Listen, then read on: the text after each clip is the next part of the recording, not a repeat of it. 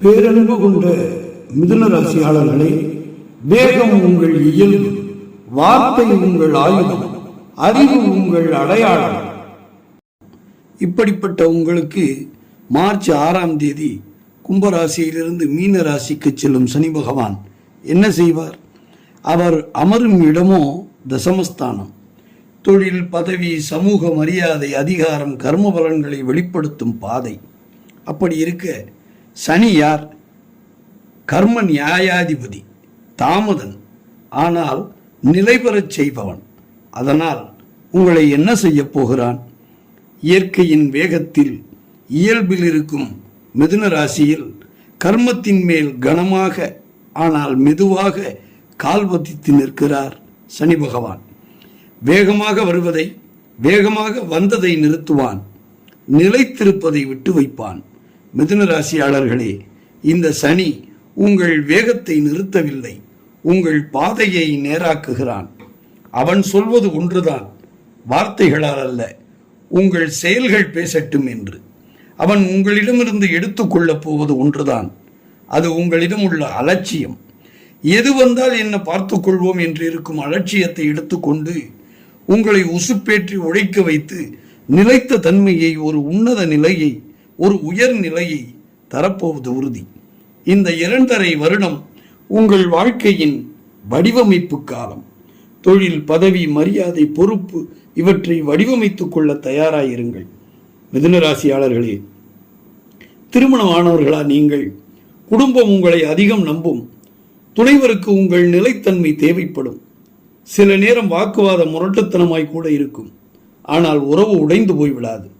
இப்போது காதல் கூட்ட வேண்டிய காலம் அல்ல, பொறுப்பு காட்ட வேண்டிய காலம். திருமணத்திற்கு காத்திருக்கும் மிதுனராசியாளர்களா, திருமணம் தாமதமாகலாம், ஆனால் வருவது உறுதியான இணைப்பாக இருக்கும். அவசரமாக முடிவெடுக்காதீர்கள். சனி பகவானே உங்களுக்கு தேர்வு செய்து தருவார். மனம் பழையதை நினைக்கும், வாழ்க்கை முன்னே செல்லும். ஆனால் உணர்ச்சி வழியில் நடக்காது, உண்மை வழியில் நடக்கும். ஏன் தெரியுமா? பிரிவுக்காக காத்திருப்பவர்களுக்கு தற்போது விவாகரத்து கிடைக்காது. அரசு வேலையில் உள்ளோருக்கு பணிச்சுமையும் மேலதிகாரியின் அழுத்தமும் இருக்கும். பதவி உயர்வு தாமதமாகலாம், ஆனால் மறுக்கப்பட மாட்டாது. வெளிநாட்டு வேலையில் இருப்போருக்கோ பணி சுமை அதிகரிக்கும். வெளிநாட்டு வேலை வாய்ப்பு தேடுவோருக்கு தேடி வரும். ஆனால் ஆவணங்களில் கவனம் தேவை. தாமதம் இருக்கலாம், ஆனால் தடையில்லை. சொந்த தொழில் செய்வோர் பழைய அமைப்பை வலுப்படுத்துங்கள். புது முதலீடு எதுவும் வேண்டாம். இது விரிவாக்க காலம் அல்ல. மாணவர்கள் ஒழுக்கத்தை கற்றுக்கொள்ள வேண்டும். தவறான பழக்க வழக்கங்களில் தள்ளி இருக்க வேண்டும். திட்டமிட்டு படிக்கவில்லை எனில் முடிவு பலவீனமாகத்தான் இருக்கும்.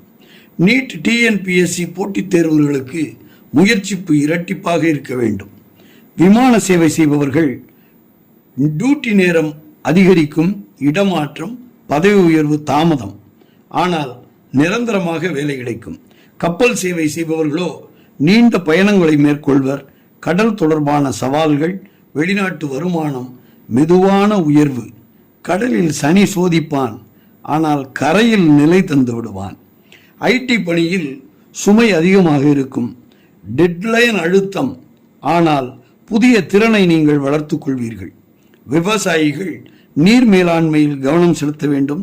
தாமதமான விளைச்சல், ஆனால் நிலம் கைவிடாது. அரசாங்க உதவி கிடைக்கும் வாய்ப்புகள் உள்ளது. மண்ணின் உழைப்பு லாபம், சோம்பல் இழப்பு தரும். உடல்நிலையை பொறுத்தவரை தோள்பட்டை வலி, நரம்பு அழுத்தம், தூக்கமின்மை ஆகியவை ஏற்படும். மிதுன ராசிக்கு கர்மராஜ யோகம் இருக்கிறது. சோம்பல் இருக்கக்கூடாது, குறுக்கு வழியில் செல்லக்கூடாது, லஞ்சம், ஏமாற்றுத்தனம் இருக்கக்கூடாது. இதை தவிர்த்தால் யோகம் இன்னும் பலமாகும். இல்லையெனில் யோகம் பலவீனமடையும்.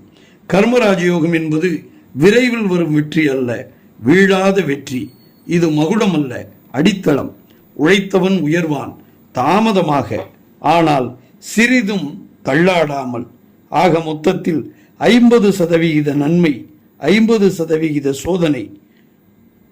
பண வரவுகள் தாமதமாகும், போனஸ் தள்ளி போகும், ப்ராஜெக்ட் பேமெண்ட் தாமதமாகும், ஆனால் நிலைத்த வருமானம் கிடைக்கும். திடீர் வீழ்ச்சி இல்லை, நின்ற வேலைகள் இப்போது முடிந்துவிடும். சமூகத்தில் உங்கள் மரியாதை அதிகரிக்கும். செலவுகளை பொறுத்தவரை அனாவசிய செலவும் அத்தியாவசிய செலவும் அதிகமாகிறது.